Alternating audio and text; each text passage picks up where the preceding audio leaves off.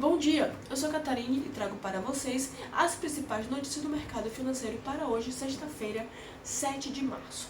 Bom, o último pregão. O Ibovespa teve mais um dia de leve alta, fechando em 123.357 pontos, com uma valorização de 0,25%. O desempenho foi sustentado principalmente pela valorização da Vale, que foi impulsionada pelas perspectivas de novos estímulos econômicos na China. No entanto, o índice operou com grande volatilidade ao longo da sessão, refletindo as incertezas do cenário externo e doméstico. No âmbito internacional, os desdobramentos da guerra comercial entre os Estados Unidos, Canadá, México e China seguiram movimentando os mercados. Após anunciar uma taxação de 25% sobre os produtos importados dos países vizinhos e 10% sobre os itens chineses, o Trump voltou atrás e decidiu adiar a aplicação das tarifas sobre o Canadá e o México por um mês. Ainda não houve indicações sobre possíveis mudanças na tarifação de produtos chineses. A decisão abrange bens negociados sob as regras do Acordo Estados Unidos-México-Canadá, que foi inclusive firmado no primeiro mandato do Donald Trump. Além disso, a divulgação dos pedidos iniciais do seguro-desemprego nos Estados Unidos trouxe um otimismo ao mercado. O número totalizou 221 mil na semana encerrada em 1º de março, que foi abaixo da projeção e também reforçou a percepção de que a economia americana segue resiliente.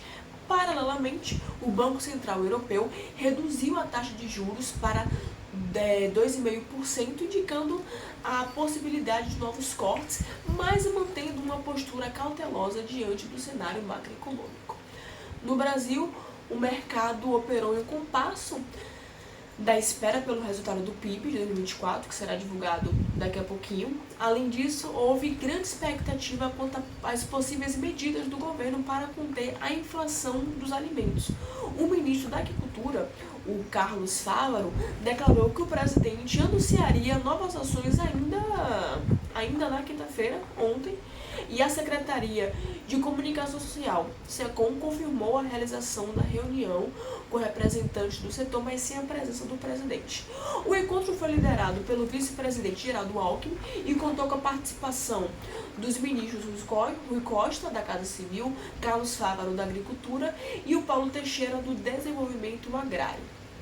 A possibilidade de uma adoção de medidas heterodoxas para segurar a inflação gerou apreensão entre os investidores, o que impactou os juros futuros e a cotação do dólar. Falando dele, a moeda norte-americana teve um dia de volatilidade e encerrou com uma leve alta de 0,02%, cotada a R$ 5,75. Os investidores monitoraram tanto o noticiário externo sobre essas taxas do Donald Trump, essas tarifas comerciais, quanto também no cenário doméstico, marcado pela preocupação dessa possível interferência do governo no setor de alimentos. No mercado chinês, a declaração do presidente do Banco Popular da China, o PAN, com Cheng, trouxe fôlego para as moedas emergentes, já que ele afirmou que a autoridade monetária pretende reduzir as taxas de juros e o compulsório ainda este ano, além de oferecer empréstimos subsidiados para estimular o consumo. Falando um pouco sobre o lado corporativo do Ibovespa, acabou também refletindo as oscilações do setor de commodities, como falado logo no início, e a Vale teve uma alta pelo segundo pregão consecutivo, enquanto a Petrobras registrou uma nova queda, mesmo diante da leve valorização do petróleo. O setor segue pressionado pela decisão da OPEP+, de manter o plano de elevação da produção a partir de abril, encerrando o período de cortes que vinha sustentando os preços da commodity. Falando efetivamente da agenda do dia, a sexta-feira promete ser intensa, com atenção voltada para a divulgação do PIB do quarto trimestre no Brasil e a repercussão dessas medidas anunciadas pelo governo Lula para conter a alta dos preços dos alimentos.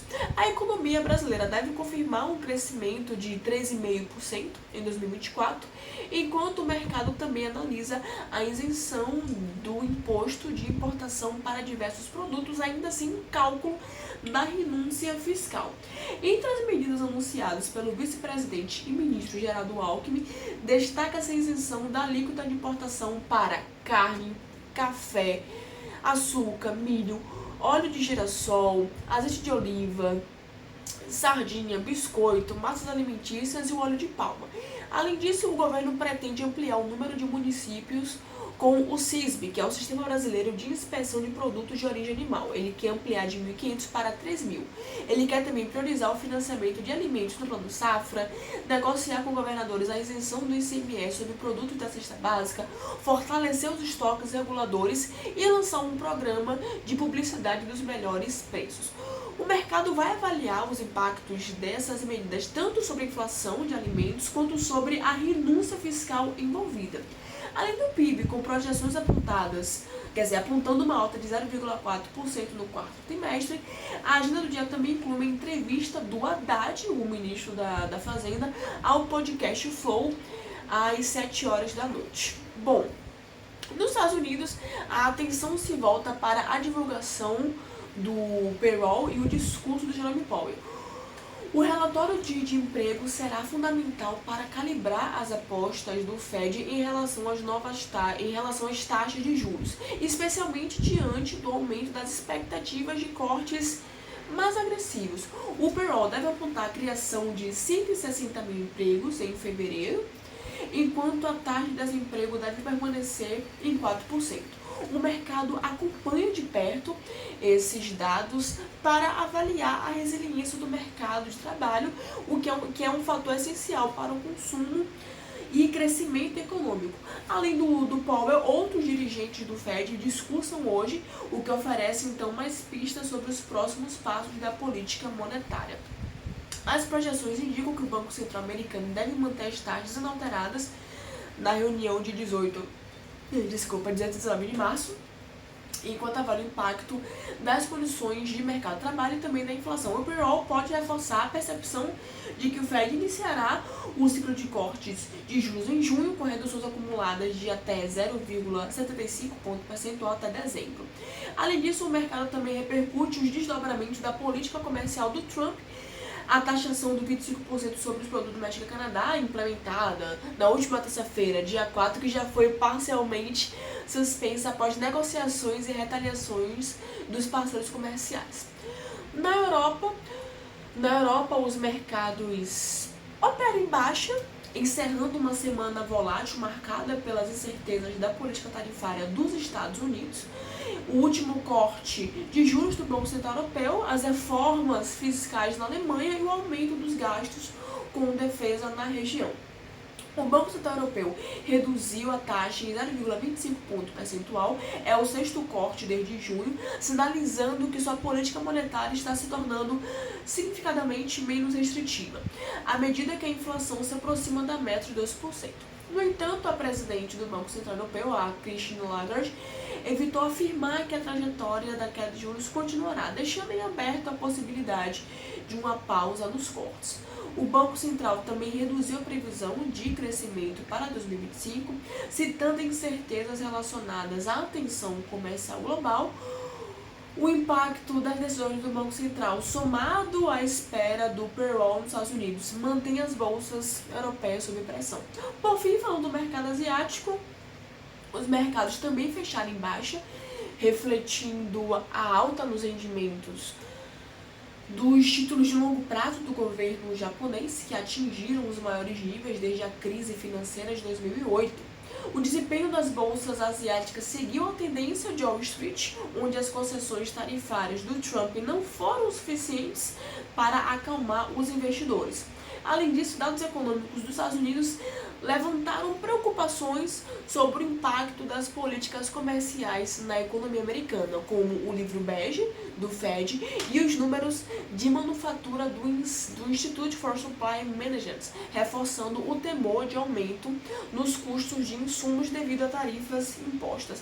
A China também está no centro das atenções após a divulgação de sua balança comercial, que mostrou um crescimento de apenas 2,3% nas exportações, que em comparação anual é abaixo do esperado, enquanto as importações caíram 8,4%.